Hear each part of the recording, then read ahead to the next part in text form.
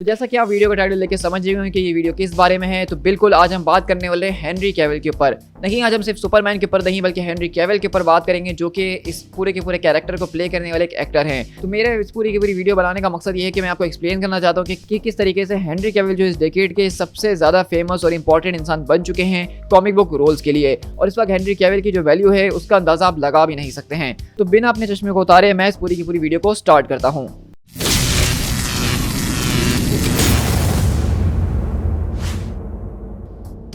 तो अभी रिसेंटली आई हुई पूरी की पूरी न्यूज़ ने इस बात को कंफर्म कर दिया था कि किस तरीके से ब्लैक एडम के अंदर हमें जो कैमियो दिखा था सुपरमैन का, वो उसका एक पूरा का पूरा रिटर्न था। और इस बात को हेनरी कैविल ने खुद अपने इंस्टाग्राम के ऊपर और वार्नर ब्रदर्स ने अपने पेजेस के ऊपर और हर तरफ इस बात को फैला दिया है कि किस तरीके से हेनरी कैविल जो है सुपरमैन के रोल के अंदर वापसी रिटर्न कर चुके हैं, जो कि देखा जाए तो हमारे लिए बहुत ही ज़्यादा एक्साइटेड न्यूज़ है, क्योंकि हम इसका बहुत बेसब्री से इंतजार कर रहे थे। और कहीं ना कहीं इसका सारा का सारा क्रेडिट जाता है दी रॉक को, जिन्होंने इस पूरे के पूरे ड्रीम को हमारे पॉसिबल बनाया, फैंस की बात को सुना, ब्लैक एडम के अंदर उनके कैमियो को हैपन करा, और इस तरह ये सारी की सारी चीज़ें मोशन के अंदर सेट हो गई। और इस पूरी की पूरी एक्साइटिंग न्यूज़ के बाद हम जहाँ पे बहुत ज़्यादा डीसी के लिए अब खुश हो चुके थे, तो हमें उससे भी बड़ी कॉल न्यूज़ मिली, जहाँ पे हमें ये बात पता चली कि अब जेम्स गन बेसिकली डीसी के अंदर जो है उसके केविन फाइगी का रोल प्ले करने वाले हैं। और DCEU के नाम से जो पहले जाना जाता था, अब उसका नाम होने वाला है DC स्टूडियोज, जो कि DCU के नाम से जाना जाएगा, जिसको अब जेम्स गन हमारे जो है लीड करने वाले हैं। उसके सारे के सारे डिसीजंस वही लेंगे जिस तरह से केविन फाइगी मार्वल के लेते हैं, जिसका साफ साफ सा मतलब ये है कि अब जो जेम्स गन चाहेंगे DC के अंदर बिल्कुल वही होगा।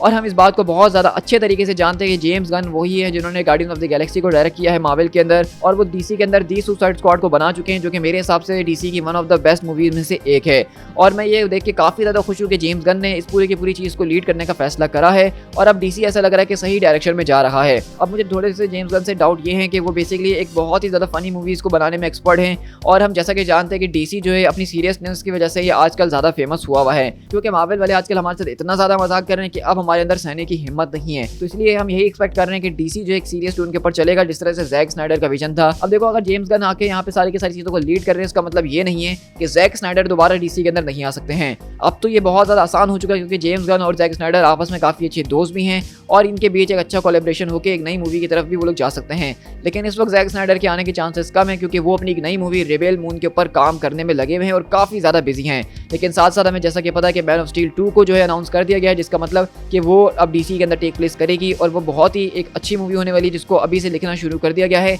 और बहुत जल्द उसके प्रोडक्शन वगैरह भी शुरू हो ही जाएगी। लेकिन इस पूरी की पूरी ज़बरदस्त और खुशी वाली न्यूज़ के दरमियान हमें एक छोटी सी सैड न्यूज़ भी देखने को मिली, जहाँ पे हमने देखा कि किस तरीके से नेटफ्लिक्स ने इस बात को अनाउंस करा, और साथ साथ हेनरी कैविल खुद ने भी, कि किस तरीके से द विचर, जो कि नेटफ्लिक्स के ऊपर आने वाला एक ज़बरदस्त तरीके का फैंटेसी शो है, जिसके मेन लीड के अंदर हेनरी कैविल गेराल्ड ऑफ रिविया का रोल प्ले करते हैं, वो उसके सीज़न 3 जो कि अगले साल रिलीज़ किया जाएगा, उसके बाद गेराल्ड ऑफ रिविया के रोल को छोड़ देंगे, और उसकी जगह वो अपना रोल लियम हेम्सवर्थ को देने वाले हैं, जो कि क्रिस हेम्सवर्थ यानी कि थॉर के ब्रदर हैं। तो ये हमारे लिए एक बहुत ही ज़्यादा सैड न्यूज़ थी, क्योंकि द विचर सीरीज़ जिन लोगों ने देखी है वो इस बात को बहुत ही अच्छे तरीके से जानते हैं कि विचर सीरीज़ का सारा चार्म वो हेनरी कैविल की वजह से ही है, जो कि वो गेराल्ड ऑफ रिविया का रोल प्ले करते हैं, और वो इस तरह के मेन रोल को छोड़ के जा रहे हैं, जो कि इस पूरी की पूरी सीरीज़ का लीड है। तो इससे काफ़ी ज़्यादा फर्क पड़ने वाला है इसके सीज़न 4 के बाद से। बहुत ज़्यादा लोग का तो मानना ये कि वो सीज़न 3 के बाद विचर को देखना ही छोड़ देंगे, और उनके हिसाब से सीज़न 3 पे आके विचर खत्म हो जाएगा। और इस वक्त ना चाहते हुए भी लियम हेम्सवर्थ जो है उनको काफ़ी ज़्यादा हेट का सामना करना पड़ रहा है, जो कि हेनरी कैविल की छोड़े हुए रोल को एक्सेप्ट कर रहे हैं, और इसलिए उनको काफ़ी ज़्यादा हेट मिल रही है। लेकिन मेरे हिसाब से इसके अंदर लियम हेम्सवर्थ की कोई गलती नहीं है। जब तक हम उनकी परफॉर्मेंस को ना देख लें विचर के अंदर, हमें उनको जज बिल्कुल भी नहीं करना चाहिए। लेकिन इससे ये बात तो साबित हो गई है कि किस तरीके से हेनरी कैविल इस पूरी की पूरी डेकेड के अंदर होने वाले सबसे ज़्यादा पॉपुलर एक्टर अब बन चुके हैं, क्योंकि उन्होंने सुपरमैन के रोल के अंदर जब से ये रूमर्स आए थे कि वो उसको छोड़ रही है, इंटरनेट के ऊपर एक तबाही मच गई थी। और जिस तरह से हमने देखा था कि सारे के सारे फैंस उनके जो है उनके लिए हूट कर रहे थे कि जल्द से जल्द दोबारा से मैन ऑफ स्टील को वापसी लेकर आया जाए DC के अंदर, और वो फाइनली हो रहा है। लेकिन जितना टाइम वो DC के अंदर सुपरमैन नहीं बने हुए थे, तो वो गेराल्ड ऑफ रिविया यानी कि विचर बने हुए थे, जो कि फैंस का एक और फेवरेट कैरेक्टर बन चुका था। और जब अब उन्होंने उसको छोड़ा, तो फैंस अब उसके भी खिलाफ बोल रहे हैं कि उनको उसके कैरेक्टर में वापसी लाना चाहिए। इसलिए हमें सुपरमैन तो हमारा वापसी मिल गया DC के अंदर, लेकिन उसके बदले में हमने अपने विचर को खो दिया है। तो और यही बात प्रूव कर रही है कि हेनरी कैविल से इंपॉर्टेंट एक्टर इस वक्त पूरी की पूरी हॉलीवुड के अंदर कोई नहीं है, जिनके एक एक छोटे से छोटे डिसीजन से फैंस इधर से उधर हो जाते हैं। लोगों ने इस बात को डिसाइड कर लिया कि वो विचर के अगले सीजन को देखेंगे भी नहीं अगर उसके अंदर हेनरी कैविल नहीं होंगे। चाहिए। हम जानते हैं कि हेनरी कैविल जब पूरी की पूरी मिशन इम्पॉसिबल के साथ जुड़े